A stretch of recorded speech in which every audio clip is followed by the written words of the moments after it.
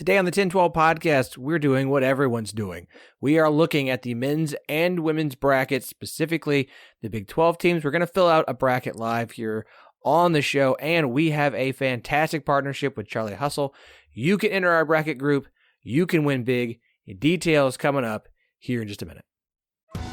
Survivor 46 is here, and so is On Fire, the only official Survivor podcast, and we have a twist this season. The winner of Survivor 45, Dee Valladares, will be joining us every week. We're going behind the scenes of the biggest moments, the how and the why things happen, and the strategy and analysis you can only get from someone like me, a Survivor winner.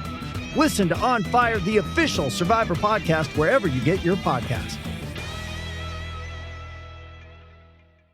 With threats to our nation waiting around every corner, adaptability is more important than ever. When conditions change without notice, quick strategic thinking is crucial. And with obstacles consistently impending, determination is essential in overcoming them. It's this willingness, decisiveness, and resilience that sets Marines apart. With our fighting spirit, we don't just fight battles, we win them. Marines are the constant our nation counts on to fight the unknown. And through adaptable problem solving, we do just that.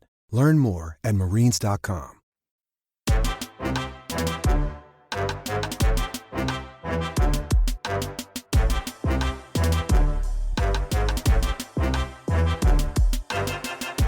Welcome to the 10-12, the podcast that covers all 14 teams in the Big 12 Conference, plus Colorado, Arizona, Arizona State, and Utah.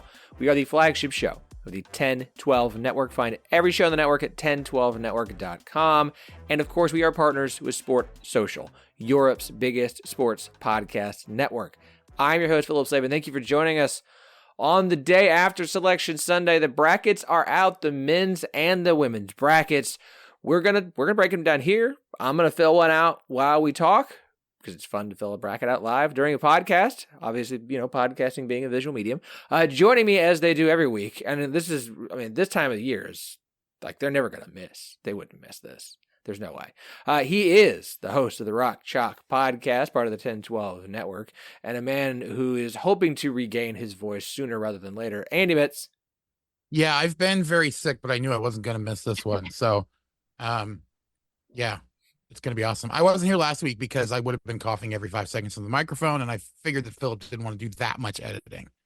I would have just left it in.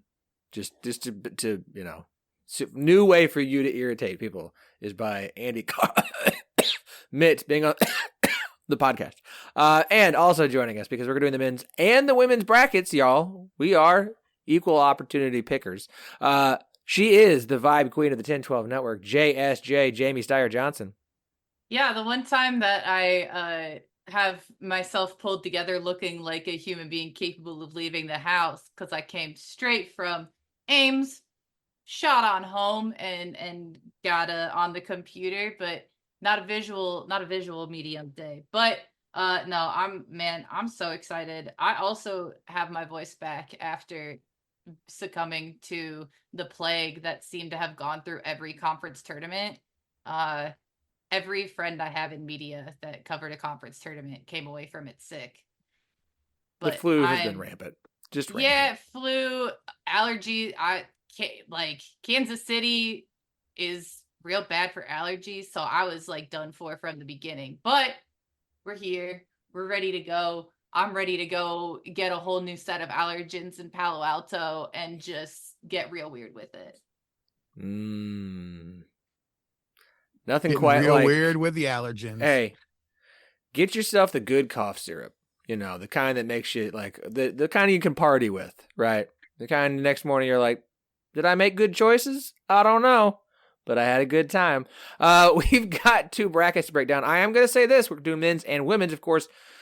Bracket challenges are everywhere. There's a lot of them that you're going to take part of. We have one as well, and ours is partnered with Charlie Hustle, our favorite sponsor here on the 10-12 podcast, 10-12 network. We are partnering for the bracket challenge here. We have a men's and women's group available on ESPN, which is the one everybody uses. All you got to do is search for 10-12 network, Charlie Hustle. It'll pop up on both of them. Top 3 entries get a prize. So it's not just the winner. Top 3 all get a prize. If you're asking what the prize is, I'll actually tell you when I find the email that reminds me just how much they actually are. Charlie Hustle putting up the prizes for this. Very, very excited. I saw so much awesome stuff, Charlie Hustle related, from Kansas City. So many people excited about it. So much stuff being rocked. All the people on air, the winners on the men and women's side with the Big 12 jackets. Charlie Hustle was everywhere. Absolutely everywhere. It was absolutely incredible. I love to see it. And of course, we love them being a sponsor here on the show. Love them being a sponsor here on the network. Don't forget, you can use the promo code 101215 for 15% off all non-sale items. Here's the deal. For the bracket challenges, we're doing prizes for the top 3 in each one, men's bracket and women's bracket. $100 gift card to Charlie Hustle for the winner, $50 gift card for second place, and a $25 gift card for third place. And that'll buy you some swag. That'll buy you some good stuff from Charlie Hustle. They've got every Big 12 school, current Big 12 school, they're on there now because they added Cincinnati just in time for Kansas City.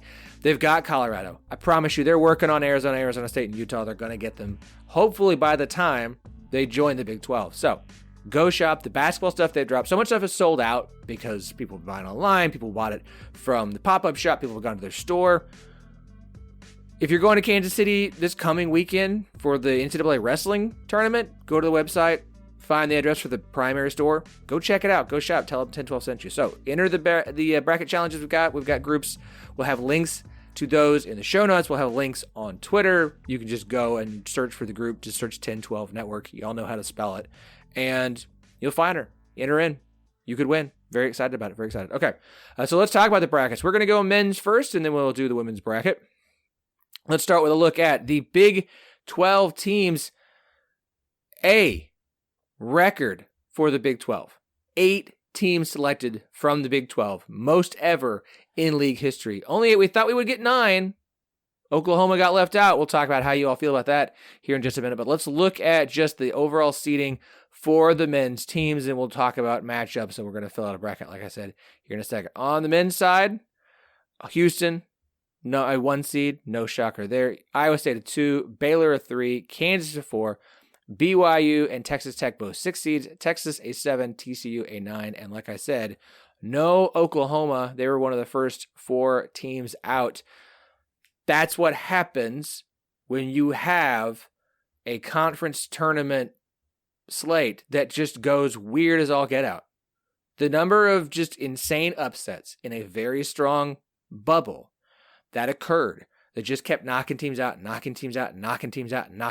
Like, I think for Oklahoma, the strategy of let's not worry about really even trying to beat TCU. We're injured. We're just going to go play the game. We're not going to try and throw injured guys in here. We think we're going to be okay. We're on the right side of the bubble. Everyone's projecting us there. How could you have predicted in that decision how many upsets there were going to be in other power conference and just conference tournaments that would put so many teams in that were on the outside looking in, but because they made deep runs, because they won their conference championships, it knocked Oklahoma out. It was a strategy that, in hindsight, was the wrong one. Back then seemed right. It didn't work out for them. No Oklahoma in their last year in the Big 12 in the NCAA tournament. How do you guys feel about that? I mean, not only were they one of the first 4 out, if you look at, they were the first team out. So if even just one of those upsets doesn't go that way, right? Like Oklahoma makes it in. I do think that Oklahoma got a little bit screwed here. I don't know why Virginia got in the field specifically. I would have been perfectly fine if they were out. But, this is also the first time that we've had those first 4 games slot into 10 seeds. Like, that tells you how crazy the bubble was, right? Because there was a lot of teams that didn't, or that made it, that came in underneath. I mean, NC State winning the ACC, they would not have been in if they hadn't won the ACC, is what this is telling me.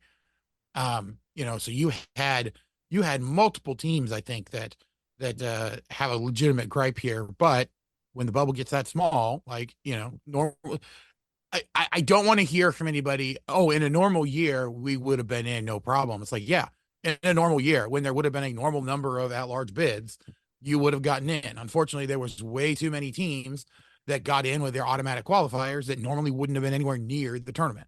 I do think that Oklahoma probably had a better resume than Virginia, but again, can't really complain that they're left out when they left so much up to chance. If they had played better against TCU than in the conference tournament, I'm sure they actually probably would have been in at this point. But they just, they collapsed at the end of the year. I do think in general, there's going to be a lot more people griping, I think, about the bubble teams this year and the way that those in and out went, mainly because we're higher up, on the on the totem pole in terms of where that cutoff is. And so there's more teams that are legitimately can say, hey, we were the best team at this metric and we got left out. Like, that's never happened before. Well, yeah, when you're going up that high, like, that's going to happen. You're going to be one of the better teams in a particular metric. And Oklahoma, unfortunately, was one of the victims. Yeah, I think Virginia is if you want to do and I prefer, if you're going to say this team should have been in, then you should have to say this team should have been out.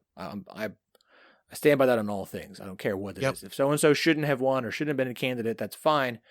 Like, I need to know who they should have replaced. And I think Virginia is a legitimate call. I mean, Oklahoma was 46th in the net. Virginia was 54th. If we want to go to the quad games, I think the problem for Oklahoma was they were 4-12 in quad 1, 9-12 in quad 1 and 2 combined. Virginia was 10-10 in quad 1 and 2 because they didn't play as many quad 1, but they did. I guess I just don't know. I don't know. Ken Pom, Oklahoma was 43rd. Virginia was 69th. So I agree that Oklahoma should have been in over Virginia. After that, we can nitpick some things here. I mean, I think it's ridiculous that Indiana State didn't get in, and Virginia that too. Like, no offense, Oklahoma, Indiana State was awesome. They were great this year. They're sitting at. They make a bigger gripe than Oklahoma.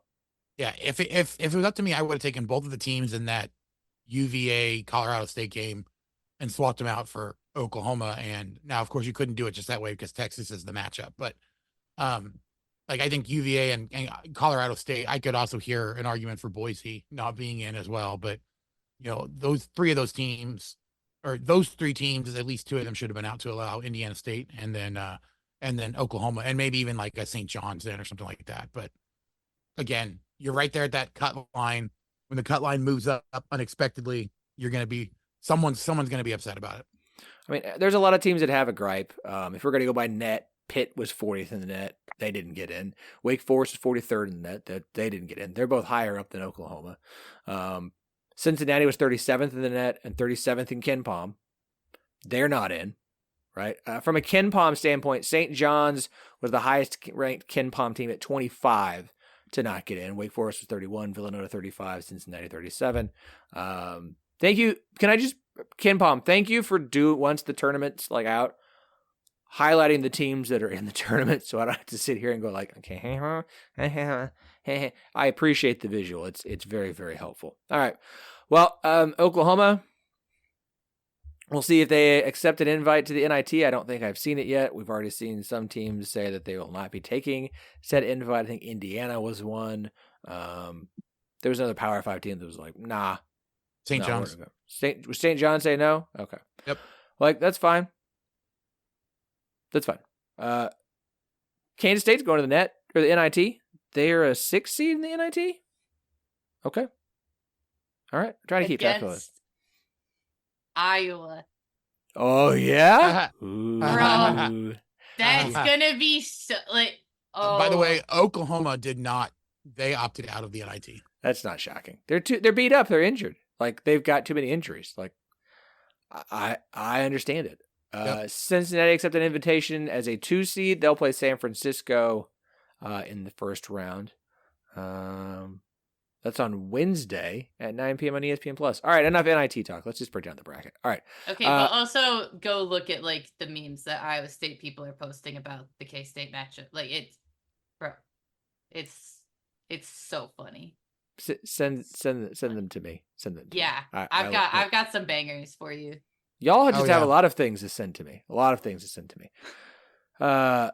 Just talk to all of our friendly Iowa State people on Twitter. I'm sure they have plenty to send to you. Curating. Kyle Boone, basically everyone's shocked that Virginia's in the field. Yeah. Yeah, I don't. That's some ACC love. All right, enough. Bracket. Houston, number 1 seed in the South. They'll be in Memphis, literally 2 hours away from here. I wish I could justify heading over there. They've got Longwood in the first round, 16 seed Longwood, and they'll face the winner of Texas A&M, Nebraska. I would just like to point out that Houston's path through the South region could have them facing Texas A&M, potentially Texas Tech, and former Texas head coach Shaka Smart with Marquette. I don't know why that stuck out to me, but it made me laugh a lot. The idea of Houston going through Texas A&M, Texas Tech, and Shaka Smart, like, to get to a Final Four. I don't know why it makes me laugh, but it makes me laugh a lot. So let's start with the South then. Houston, the 1 seed there. As I mentioned, Texas Tech is the 6th. They will face off against 11 seed North Carolina State, who won the ACC tournament. Also in that bracket, Marquette, as I mentioned, is the 2 seed. 3 seed is Kentucky. 4 seed is Duke. Wisconsin, the 5. Texas Tech, the 6. And Florida, the 7th. Yada, yada, yada, yada. Andy, looking at this bracket, how far do you have Houston going? Really, really far. I don't want to spoil anything. No, I do have them making the Final Four out of this bracket. It is really hard. I said this in the Big 12 tournament, but right before they actually faced Iowa State, that I didn't see, barring injury, how anybody could keep up with Houston the rest of the way. And, you know, the injury that Houston had in the round before against Texas Tech and the stuff they've been dealing with, definitely did not help them against Iowa State. I'm not saying it's the reason that they lost, because Iowa State played phenomenally, but I do think this is a Houston team that matches up really well against basically everybody that's in their bracket. The real question is just, does their style translate when they don't have Big 12 officials? Because they are very, very physical. I think a lot of teams are not going to be prepared for that. If they get any kind of traction with that, without a bunch of fouls being called, then I think that they're going to just bowl everybody over. The real question, though, is, like, I do think that Houston is a team that can adjust, though, if they start calling fouls against them. So I have more, I have more faith in that, in Houston being able to adjust to the way that other people are used to having stuff called than I do other people adjusting to Houston playing a super physical game and getting away with it. I agree. I think the same case for Houston can be talked about with Iowa State, who we'll talk about here in a minute, of two teams that play very physical perimeter defense. And the Big 12 is aware of that. They let them play that style, which is fine. That's always the concern with Big 12 teams when you get to the NCAA tournament is you're used to a certain reffing style. I don't think anybody else in the country has refs like the Big 12. And so can you adjust accordingly? Will they be allowed to play the physical style of defense? And if they are, Houston and Iowa State are gonna make deep runs. So I agree. Look, for Houston, no, I don't see a pre-Sweet 16 upset. Who they face there, I mean, I would assume would be Duke, but I don't see a team in Duke or Wisconsin who plays defense well enough for me to stay with Houston. I like Marquette. I think they're really good. I think that would be a very challenging Elite Eight matchup. I know a lot of people are going to have Kentucky because Kentucky's playing well. Kentucky doesn't play defense for squat. Kentucky does not play defense. They are not a good defensive team. They're entirely on offense, and they have good offense. But I'm like, in my mindset, Houston would absolutely love for Kentucky to find some way to get to the Elite Eight, because I think Houston beats Kentucky. So I agree. Like, crazy things happen. This is the NCAA. Kentucky's got to get out of the first weekend, though. I don't think they match up particularly well against Texas Tech.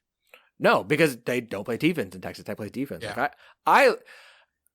Like, I know I'm a Big 12 homer, but like, get me Houston and Texas Tech to the Sweet 16 and have Houston keep marching on. I think Marquette beats Texas Tech. I think this is I think we get 1-2 here. I really do. Agreed. I think it's Houston Marquette meeting up here. The rest of the stuff in the middle is just like, what upset do you want to see occur? Yeah, I think this is going to be the chalkiest of all of the brackets, if I'm being honest. I think the only upset I have, I think that Colorado beats Boise and then beats Florida, but then loses to Marquette.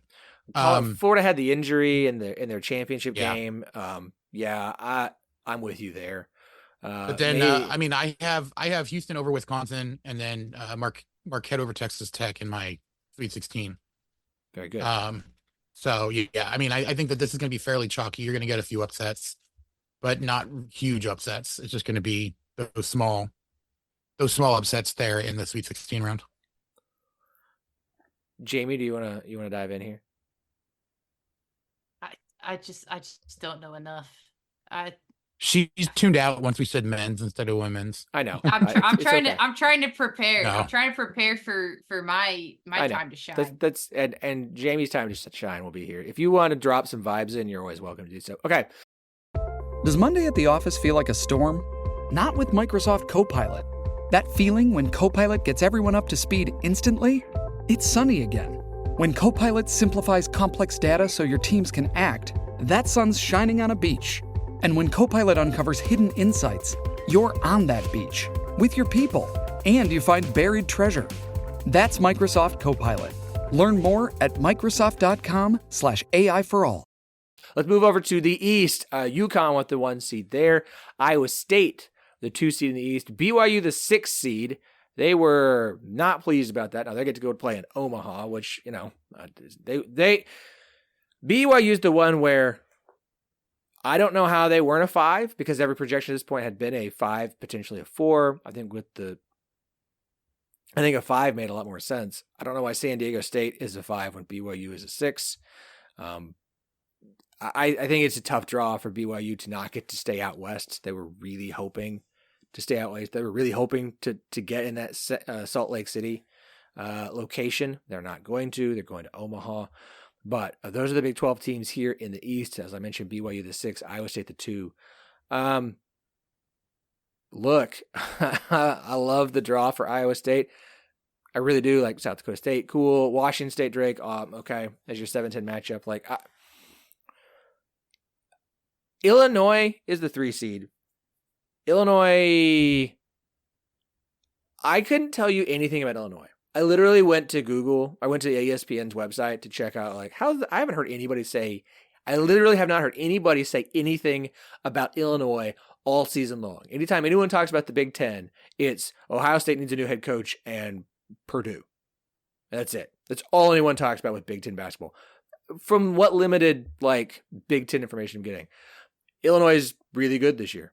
Okay. I don't trust Brad Underwood in the tournament because so far, since he left Stephen F. Austin, he's been mediocre at best and getting upset a lot. Would it shock anyone if we had Iowa State BYU in the Sweet 16? BYU just stays hot from 3 in the way they do. It wouldn't surprise me. I'm not sure I'm going to pick it, but it wouldn't shock me. Yeah. Well, so I actually have Morehead State upsetting Illinois. I think that Morehead State is a very underrated team. I love it so much.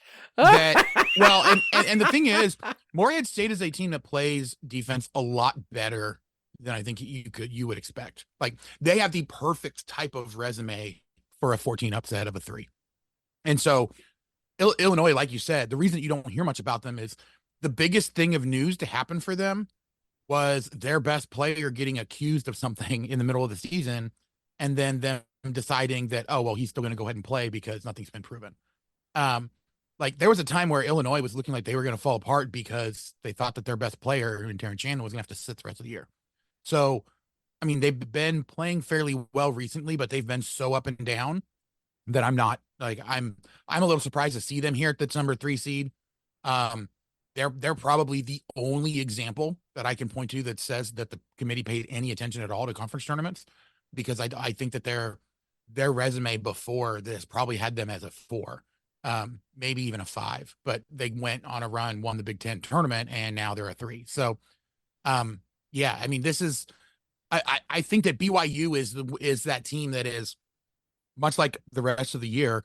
They're either going to get really hot and go on a huge run and face Iowa State in the Sweet 16, or they're going to fall flat on their face and Duquesne's going to find a way to beat them because they just can't hit threes. I've been all over BYU's going to lose in the first round or make it to the Elite 8. I am willing to bet that BYU is going to be the team that breaks the most brackets this year. I can see that. But But I gotta be honest here, like UConn's so stinking good. UConn's so good. I don't want to. I'm not gonna go chalk and have 4 1 seeds in the Final Four. It's happened one time ever. Iowa State. I won Iowa State UConn because I want to see how Iowa State looks like against them, because I just think that game would be fantastic. I think I gotta have UConn coming out of here, and I love this Iowa State team. They are so fun. I think the defense is great. Go ahead, Andy. I think that FAU is going to give UConn a scare, but they're going to win that one. I actually have Iowa State beating UConn here to go to the Final Four. Oh. You look at what UConn's downfall has been in every single game that they've lost this year. It's been very strong perimeter defenses. When they lost to Kansas in Allen Fieldhouse, Kansas had a fantastic defensive performance from Kevin McCullough and DeJuan Harris. When they got blasted by Creighton, again, it was a very, very perimeter, oriented defense that shut down a lot of what UConn wanted to do. Iowa State matched up perfectly with that. And so, yes, this is probably me being a Big 12 homer to some degree, but this is also like, if you're looking for one team in the entire field that is built in such a way that they can take down UConn, I think it's Iowa State. So, all right, horrible draw for both of these teams, but that's kind of the way it is. I don't know how Iowa State was the worst number 2 seed. I'm going to go ahead and throw that out there, but it's the non-con narrative nonsense. It's just not factually accurate, and it's also not. That there was basically no changes made as a result of the conversation. Christian and I were talking about this on the way home. Like, this is maybe the starkest difference in approach from the two committees that we can remember, which we'll get to with the women's tournament. But like, clearly the men's bracket was set a couple days ago, and maybe they had to make some slight tweaks due to auto bids and stuff. But beyond that, nothing changed. The women so heavily weighted performance down the stretch and conference tournaments. It's insane. Like, it could not be more different. There we go. Awesome. Okay. Let's move on down to the West. North Carolina, the number 1 seed there. Arizona, future Big 12. Arizona is the 2 seed. Baylor, the 3. Very excited Baylor got a 3 seed. It's a little bit. I really was afraid Baylor was going to end up with like a 4. I'm glad to see them, the 3, playing in Memphis. The rest of this side, Alabama, the 4.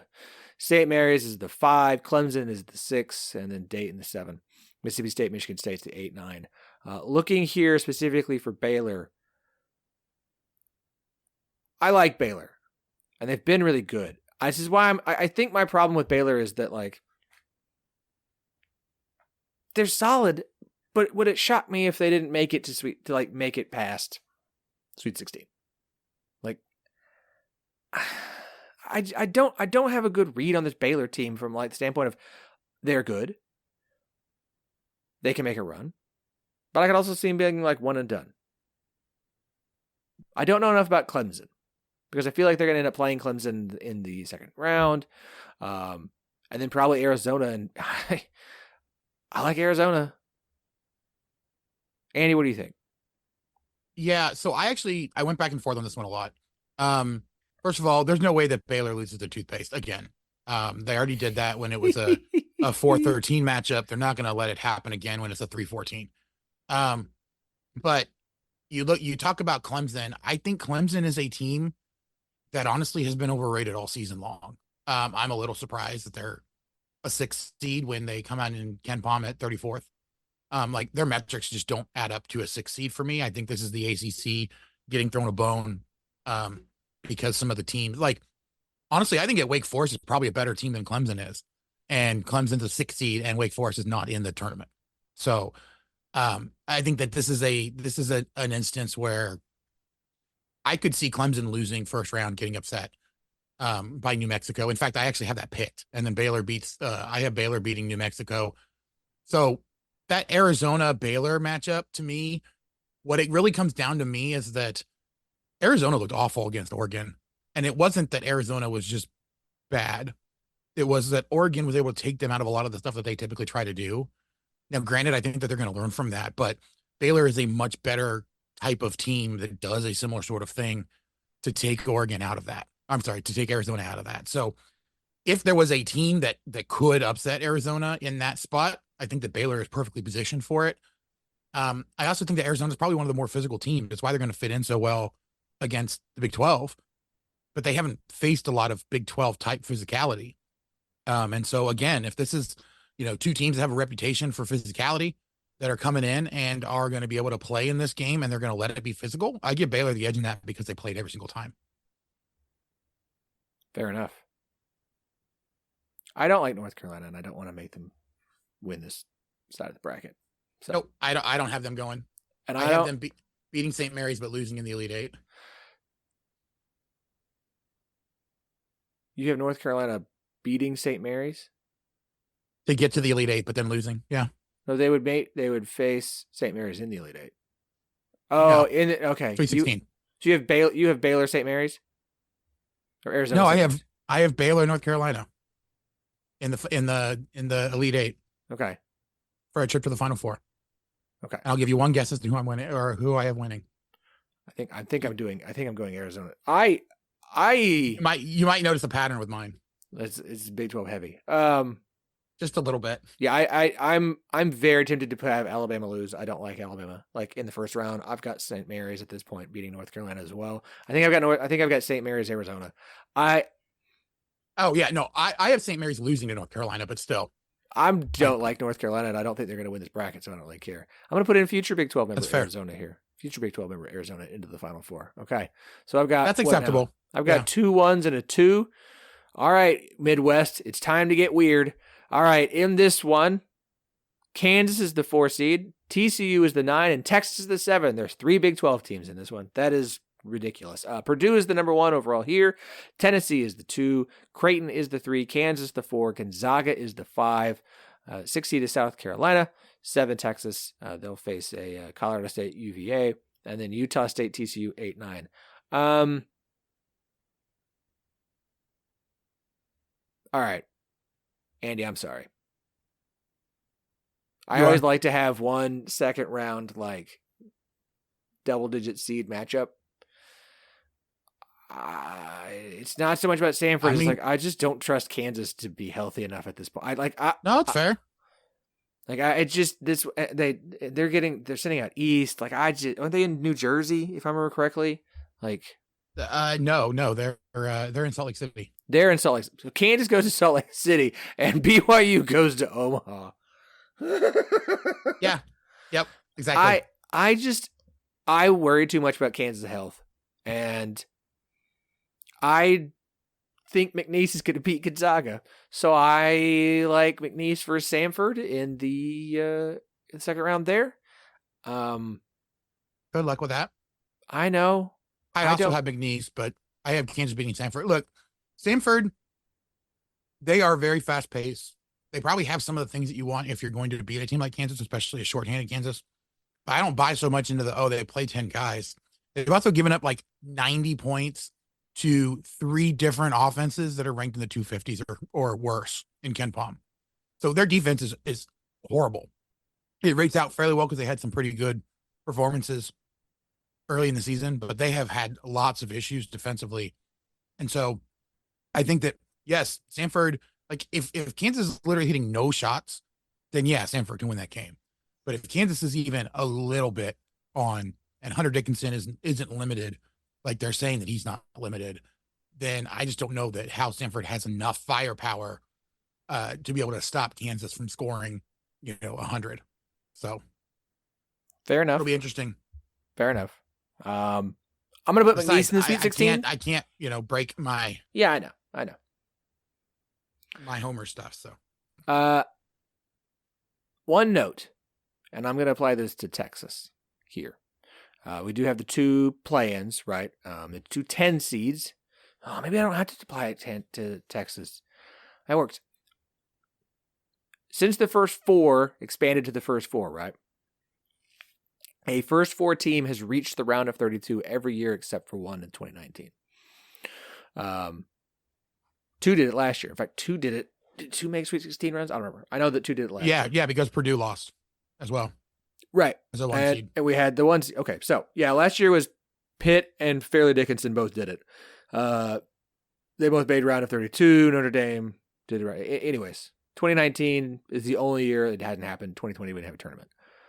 I'm already good with the winner of Boise State, Colorado knocking off Florida with the injury. So maybe I can go ahead and just feel good about Texas moving them on because, again, Colorado State and Virginia, I'm like, now I don't particularly trust Texas, but I'll go ahead and have them advance and then lose to Tennessee. Oh, plus we need Texas, Tennessee. We need it for fun. Yeah, we need the Rick Barnes Bowl. I'll have Creighton move on. TCU, Utah State. Like I want to watch little Danny Sprinkle because he might be the next head coach at a Big 12 school, but I don't think Purdue's gonna have last year's nonsense happen again. So I guess I'll just take TCU because it's not gonna matter because Purdue will move forward. Let's do. I don't have a Big 12 team making it very far on this one. Kansas's injuries. I don't trust Texas and TCU at a 9 seed. Like I'm not going to pick them to beat Purdue. So maybe they could. Maybe I should have more faith in TCU. I just don't. Yeah, I mean, I have KU making it to the second weekend, where they'll face Purdue. I think that TCU has a really good shot at getting out of the first weekend this time. I mean, think about it. This is the third year in a row that they are in that 8-9 game. I think this is going to be the third year in a row where that game is going to go down to the wire for them to get a chance to get to the Sweet 16. I think that they could pull it off this time, but I'm not going to pick for them to do that. I do think that Purdue has some pretty glaring issues that they just don't, especially when they face a team that has a good defense. I just think that, TCU is a fast team, but I don't know that they have enough defensive presence down low to do what they can do. If TCU wins this game, though, it's going to be because they go so fast that Purdue makes mistakes. This bracket, I don't trust Purdue. I'm sorry, I don't. Yep, I agree. Kansas isn't healthy. Either. Kansas isn't healthy. Gonzaga at a 5 feels overseeded this year. I don't trust Texas. I don't like Tennessee. This bracket is full of teams that I'm like, I don't like any of you to make the Final Four. Like that. This is the one to me where if the non 1, 2, 3 seed's going to make it to the Final Four, it's out of this quadrant. This is the one. Yeah. So my picks here basically came down to which teams have issues that I think are at least somewhat fixable, right? And then have huge upside. And so I have in the Elite Eight here, I have Kansas versus Creighton because I do think that Kansas is going to be able to get a little bit more rest this week for Kevin McCullough going up against Stanford. And then, McNeese is who I have them facing. I think that they'll be fine in both of those games. And then they have an opportunity to go up against Purdue.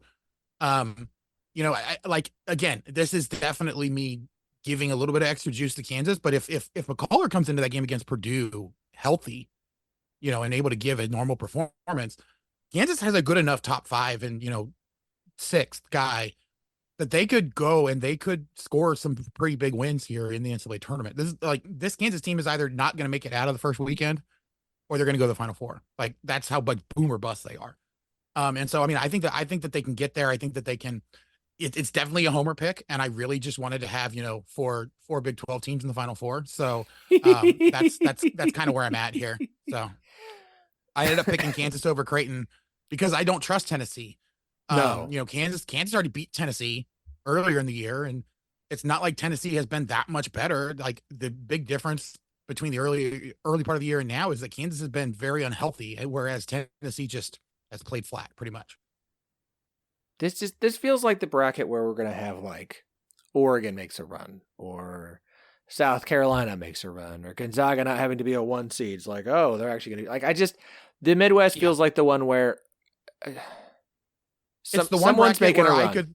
It's the one bracket where if you just threw a dart and hit one of the teams and said, that's my Final Four team and didn't tell me that that's how you came up with it, I could probably come up with a realistic argument for how they do it.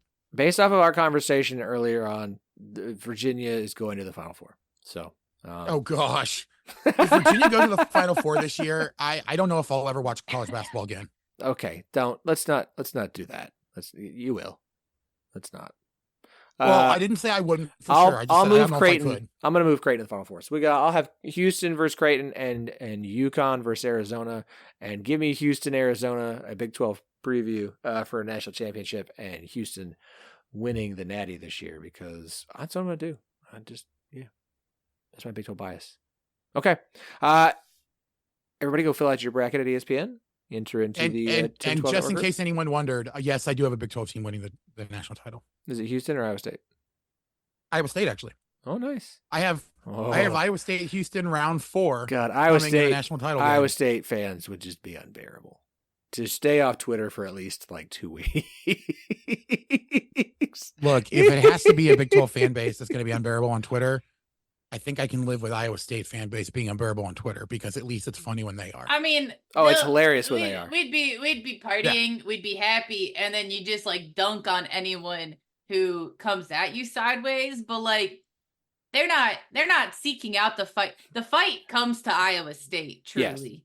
Yes. Cyclone Larry would be just put just set alerts for him, because he would just be going after anyone and everyone. I would turn off all the rest of my Twitter alerts and just have Cyclone Larry. All right. Okay.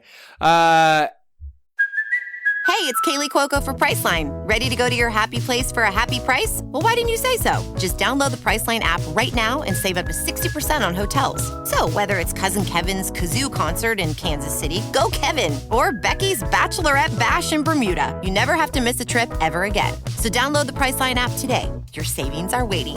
Go to your happy place for a happy price. Go to your happy price, Priceline.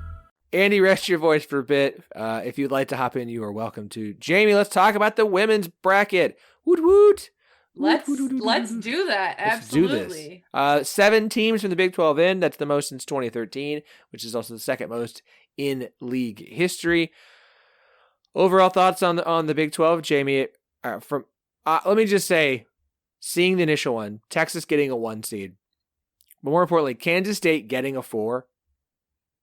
Kansas State getting to host and being not in South Carolina's bracket is just huge. It's huge.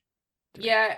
The Big 12 got every ounce of respect they didn't get last year. And whether it's a self-fulfilling prophecy because teams were potentially slightly underseeded, or whether it just was that, in fact, the Big 12 was not that good. Obviously, the Big 12 had a really lackluster postseason showing last year in the women's side. But this year, they certainly earned a lot of that respect back, and ended up getting about as optimal of draws as you could get as far as like seeding wise. There's some matchups that are a little bit iffy, but that's always going to happen.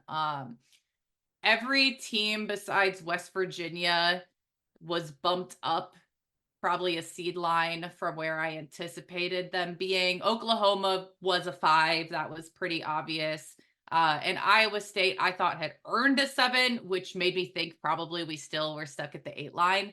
And then beyond that, everyone else got bumped up a line. Texas, I thought, would be at the 2. They ended up at the 1. Kansas ended up at the 8. I thought they probably would have been at the 9. You had West Virginia at the 8. Thought potentially they would be higher than that, but they ended pretty. They kind of struggled through the end there. K-State ending up as the 4 seed. I kind of thought that might happen, just because of some of what happened above them, but definitely was not a sure thing. So really happy with the way it shook out.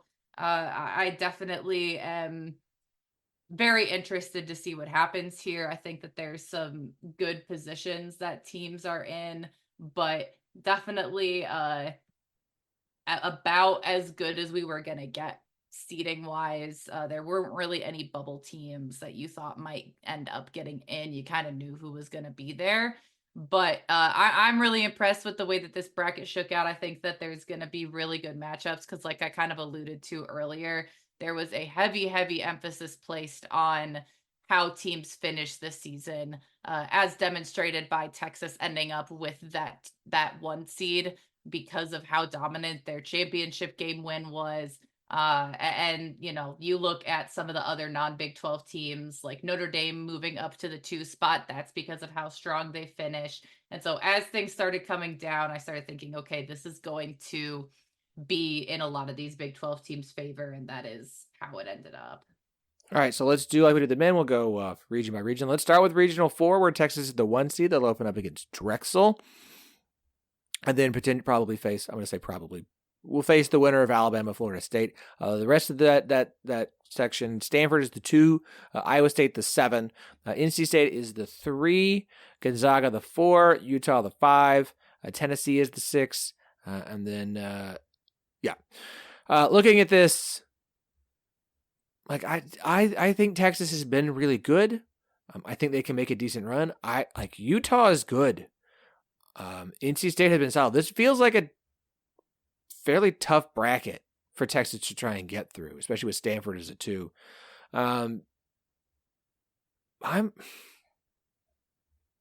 So by far the most difficult region on paper is Albany 2.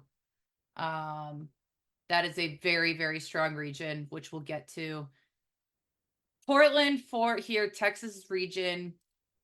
Utah has kind of been feast or famine. Like they've looked really, really good. They started strong and then they faltered some down the stretch. Obviously the Pac-12 is good, but Utah, I should also say they've had extremely consequential injuries, like primarily Gianna Neepkins, that really changed everything for their team. But they had a couple people end up getting hurt. So that's tough. I don't know that there's anyone that Texas would struggle mightily to guard in Utah. And I think that they present so many matchup issues of their own. I don't know that I would worry a ton about Texas if they did end up with Utah there, which is the probable team I see coming out of there. I think that Utah is going to take Gonzaga down at home. Alabama, Florida State, a couple of really solid teams, but I don't think either of them really have the firepower to stop Texas. I mean, the way that we've seen Texas performing lately, everyone's going to be really hard pressed to try to take them down. But presuming that it would be chalk and they see Stanford, that would be probably the biggest challenge. But even then, the big heavy hitters from Stanford are inside with Cameron Brink and Kiki Ariafen, and that's not really a place that Stanford or that Texas struggles to guard. So I think that this is a decent regional for Texas, but most of that is because of how well they've been playing. But yeah, I really think Texas is one of the strongest teams in the tournament. All right. I have them in the Final Four. So I've got Iowa State beating Maryland and then losing to Stanford. Yeah. The one thing that worries me about Texas, though, is that, and you saw a lot of it in the Big 12 tournament, there was a lot of extra physical play that I think normally would have been called as fouls, even in the Big 12, like during the regular season. So I'm wondering how much of their recent hot streak is them being allowed to play as the much more physical team, and how much of it is them actually being that much better. I had said it after they won the Big 12 tournament that I wouldn't be surprised if they were a team that went out early because they wouldn't necessarily get the same kind of whistle. Now, I said that obviously before seeing the brackets and seeing that I don't know that there's anybody that can actually take advantage of the fact that they can't quite play as physical as they would normally like to. So I still think that they go deep, but I think the recipe for Texas to lose before the Elite Eight is a team that is able to take advantage of the fact that they can't pound inside and be as physical as they want to be, because the refs are actually calling fouls, that normally would have been fouls throughout the year. Yeah, that's a really fair point. Obviously we I saw plenty of that up close and personal. Utah would potentially be able to take advantage of that to some degree. They're a strong, like a physically strong team. And especially if you can get Madison Booker in foul trouble, the rest of the team is going to have a really hard time without her. We've seen that plenty of times before. So that would be kind of the recipe, and Utah would potentially be able to take advantage of it. I don't think that I would pick them to. And then the next best team to do so would probably again be Stanford, because you have players that are able to do kind of that inside out game. Their posts that can also stretch you out to the perimeter. So they're not just banging down low. They're going to make you guard them out there and try and take you off the dribble a little bit. That would be really, really tough for most of Texas's bigs to contend with. And then if we're looking at the region as a whole, to look at Iowa State's matchup with Maryland, it's an interesting one. The committee loves their storylines. We know that. So to have the little bit of a protege matchup with Bill going up against Brenda Freeze at Maryland. Obviously that goes back a really long time, so that'll be fun. They're a really solid team. They don't have a whole lot as far as inside presence, and so that's going to be the key, is how does Iowa State defend them, knowing that they don't have a true 5 inside post, and then how are they able to contend with Audie Crooks? And then if Iowa State were to make it out of there, Stanford, that's tough. They're really tough, but they are not as balanced as they've been in past years. And so if you can take the inside duo out, which is a tall task, but the top of the bracket is not as untouchable as it's looked in past years. So it's not a terrible year to be in the 7-10 game. Let's move over to what is Region 3, where Kansas is the 8, Baylor is a 5. The rest of this one, USC as the 1, Ohio State is the 2, UConn is the 3, Virginia Tech is the 4, Syracuse the 6, Duke is the 7. I'm going to put Kansas past Michigan, and I'm going to have them lose to USC. I think that's probably fair. Oh, I want to get I'm always worried about, like, in my mind, I need to make things chalkier on the women's bracket, and I don't want to do that this year. But I need you to I need you to help me, like, give me a reason why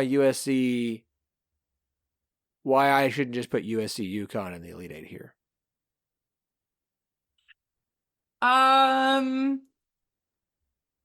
It's really tough to give you a good one. Okay, that's what I figured.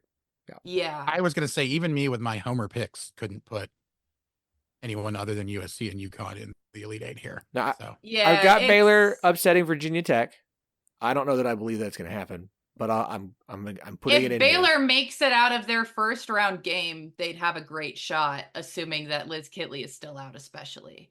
But Vandy or Columbia would absolutely be able to beat Baylor. So that's going to be really interesting. And then, yeah, where it gets kind of wild is any of those teams going on to face Virginia Tech, where they haven't ruled Elizabeth Kitley out, but there's no good indication that she'll be ready to play by then. I would more lean towards. That's why I have Marshall with the upset. I mean, that absolutely could happen. I don't really know much about Marshall. I'm obviously going to learn here, but that is the absolute best spot to be in that 5-12 game. Baylor got by far the best draw for where I would have anticipated them being in the league. But they have to make it out of that first round game, and I think it's going to be a really tough one. So it's kind of the two sides of the coin weird thing there. But then down there, UConn's been so strong. Aaliyah Edwards is back.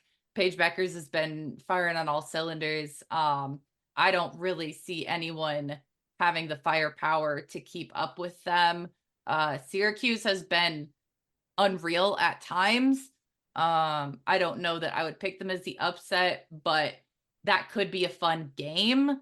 And then I don't know that Ohio State has the juice across the board for them. Like, truly the best game for UConn till they get to, like, maybe the Elite 8 could be that potential second round matchup if it's with Syracuse. All right. I will take. Okay. I will say though, this is probably this is probably the best chance, or I should say, Kansas is probably the team that has the best chance of upsetting USC before you get to the Elite Eight, just because of the way that they match up with the strength that they have both inside and outside, and the huge number of people that they have. I'm not saying they're going to do it. I don't even think that they'll come close. But like, I think it's going to be very similar to the game against Stanford, where Kansas is in it for the first 3 quarters, and then USC takes off in that 4th quarter. And a lot of people are going to be like, hey, what happened here? Like, why did USC have so much problems? But I just think that, again, I'm not picking Kansas to get out of the second round, to get out of the first weekend. But if you had to pick a team to upset USC, I don't know that anybody in that 4 of Virginia Tech, Baylor, that group has what you would need to do, just because I think USC matches up really well against Baylor. I do think that Kansas has a better matchup wise. I just don't think they have enough talent and enough physicality to overcome USC. But if you had to pick someone, that's who I would pick. I still think it's going to happen. To upset USC, you need really good defense. And like, you need to be able to score, but you need to be able to really defend Juju. I mean, you play a similar defense to like what you do against Iowa, where you have one person at the top of your scouting report, and then it's figuring out who else is hurting you besides them. And so you need to be a very, very strong defensive team. And there's no one in that area that I'm looking at and saying, oh yeah, they've absolutely got what it takes defensively. Oh yeah. No, I like, again, if I had, like, I don't think that there's anybody that does even come close to beating USC there. But no, of that area, teams, sure. Like, yeah. Of the teams, I think that if you're looking for a Big 12 team to pull a huge upset, that's probably the only one that's even a little tiny bit realistic. And I'm not looking at that one. I'm sorry, Andy. Okay, USC knocks off Kansas, then knocks off Baylor, and then knocks off UConn to advance to the Final Four. Okay, Region 2, we have UConn very well could beat them. I'm very tempted to pick UConn. I'm gonna go and make sure I don't end up with 4 number 1 seeds. I won't. But if I need to swap something out, I might lean UConn over USC. Okay. Region 2, Iowa is the number 1 seed here. We have West Virginia as the 8, Kansas State as the 4 from the Big 12. UCLA is the 2, LSU is the 3. Mulkey complaining about things. Colorado is the 5. Louisville is 6, Creighton the 7, and as I mentioned, West Virginia is the 8. I'll take West Virginia over Princeton before they lose to Iowa, though I do think, I was really hoping West Virginia would get a better seed as well as they played this year. That's okay. I love that Kansas State's hosting. Just go ahead and put them in the Sweet 16, although I do think Colorado is solid. Yeah, I actually will be really surprised if K-State beats Colorado. I think that's a terrible matchup for K-State. They have such an incredible point guard in Jalen Sherrod. She can completely control the game. She's an incredible two-way player. She can score. She defends like crazy. And then you've got significant enough inside presence with Aaronette Vonleh. You've got Quay. It'll come to me, but they've got a couple of really, really good post players. And then you've got terrific outside shooting. Like I talked a lot about complete teams and how few complete teams there are in the country. And Colorado is not a flawless team. Quay Miller. They're not a flawless team, but they are a pretty dang complete team. Like, they tick the boxes. And so they would be able to, I think, defend Aoka well enough. And then the rest of the K-State cast just still hasn't turned the corner the way that most people were hoping they would. They gave Texas a run for their money down the stretch. I give them a lot of credit for that, but so much of that was on the back of Aoka. And so I honestly would be at this point surprised if K-State comes out of their own section.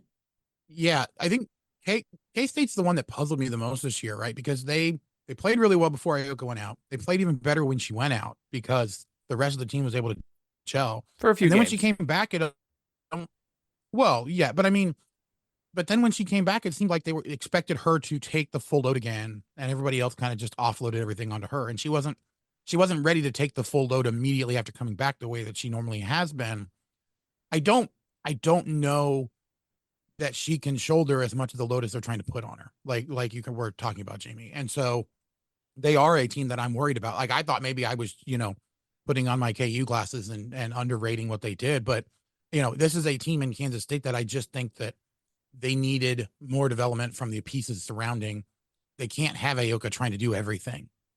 She's just not at the point yet after coming back from her injury where she can handle as much as she did in years past. So, I had Colorado, and actually, to your point, Jamie, I have Colorado going on a pretty deep run here, just because I think that they are a team that's going to surprise a lot of people, going to make it really interesting when they come into the league next year. They are built for March, and thankfully for the rest of us, they lose 3 of their 5 starters, but they bring back enough pieces that they'll be picked.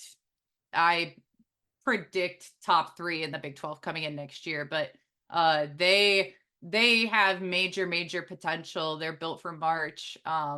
Drake is a great team. I obviously have seen a lot of them, but Colorado shouldn't have an issue with them. And so assuming that Iowa gets past probably West Virginia, I haven't seen enough of Princeton. It's hard to pick against winners in March, but I think West Virginia probably should come out of that one.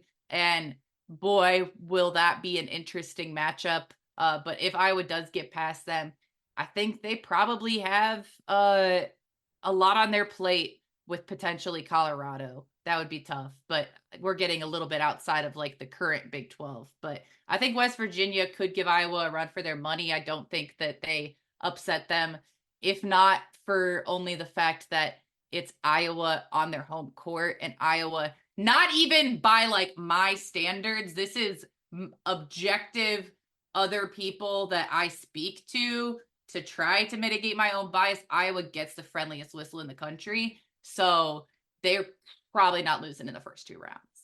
Okay. So this is the bracket where I have a ton of chaos. It would be one right. I have West Virginia beating Iowa. I have Colorado beating Kansas State. It's not outside the realm of possibility. Beating UCLA. And I have LSU. It's the only chalk pick to get to the Sweet 16. That's crazy. Ooh. Yeah. Don't worry though. I have Colorado going to the Final Four. Like I said, I have them going on a deep run this year. Yeah. Oh man, they're old. I'm so torn between wanting to see Iowa LSU again and just taking Colorado all the way. I'm doing Colorado. This is okay. I can leave USC. I'm taking Colorado to the Final Four. I don't care. We're gonna come on in. All right, let's go to Region 1, where South Carolina is the 1 seed. Oklahoma is the 5 here. The only Big 12 team in this one. They'll be on the road at Indiana, who's the 4. Notre Dame is the 2 here. Oregon State is the 3. 6 is Nebraska. 7 is Ole Miss. 8 is North Carolina. I'm just going to South Carolina to the Final Four. Just going to do that now. I high-fived Noah Wolf so hard when we weren't one of the first 4 names called, ensuring we weren't the 8-9 for South Carolina. Our hands still hurt when we left the building. All right, so I'm just going to put them in the Final Four, so none of the rest of it matters. Tell you what, Oklahoma, I'll put you in the Sweet 16 over Indiana, and losing to South Carolina, you're welcome. Let's put it there. I like Oregon State. I think they're pretty good. We'll give them a win over Nebraska. Jamie, the Notre Dame injury, I don't know her name, but the player Kylie Watson. Okay. Are Ole Miss or Marquette enough of a matchup to take advantage of that to knock Notre Dame out in the second round? I don't know Marquette well enough. Based on reputation, maybe, but I think Ole Miss probably takes them. Ole Miss is really, really good defensively. So that could be a really crazy game with how good Notre Dame is defensively. Ole Miss would have a shot at it, I think. I think Coach Yo's an incredible coach there. I'm a huge fan of hers. That is objectively the best spot to be a 7-10 matchup now. I was already, when Notre Dame popped up, I was like, ooh, send us there because Midwest. And then the news of the injury came out. I was like, dang, that would be something. But I don't know, man. Notre Dame has pulled out some kind of miraculous things down the stretch with a really limited bench, but losing yet another player, a starter, going to a 7-man rotation. Ole Miss would absolutely have a shot at it. They definitely could do it. And if not them, Oregon State would be licking their chops because they're deep. They can rotate a bunch of people through. But yeah, I mean, Ole Miss, if you remember, had a heck of a run last year. So they would definitely be one that would be a prime upset candidate, even without a major injury to the 2 seed.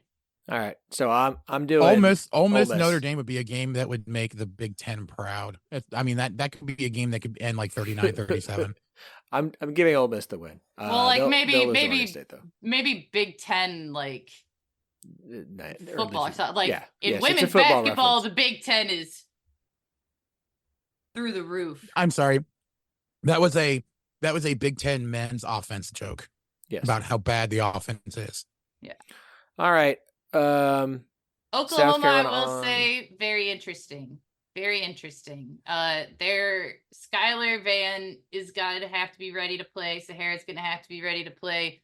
They are statistically so similar to Florida Gulf Coast. It's actually insane. But they have better ball movement. Florida Gulf Coast is going to go one-on-one a little bit more, running the break. And then they don't really have an inside presence.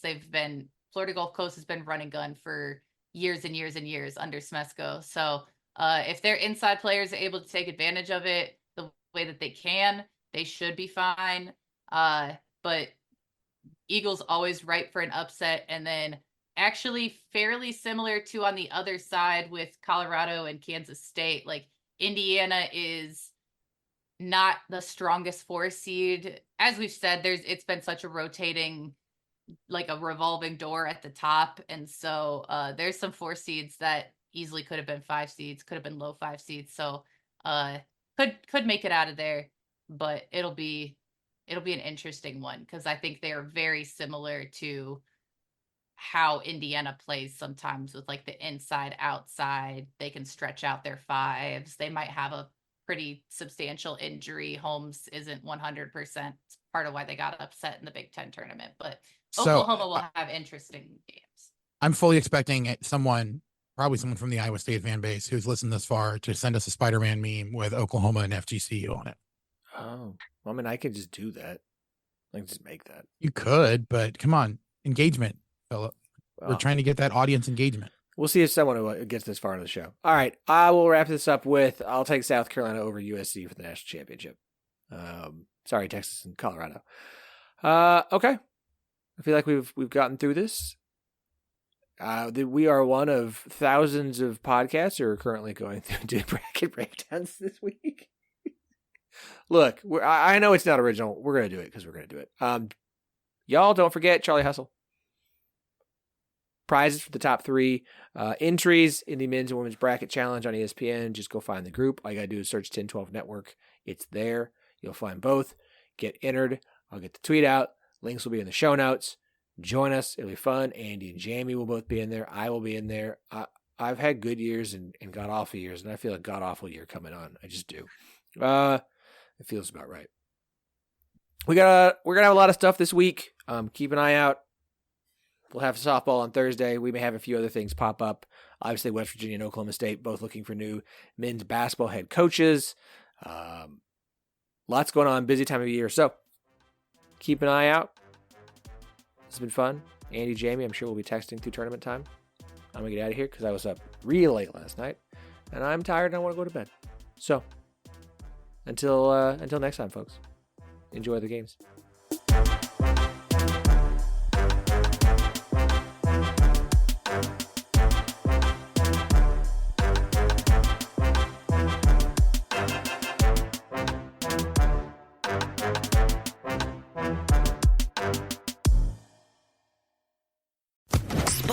Official Podcast Network.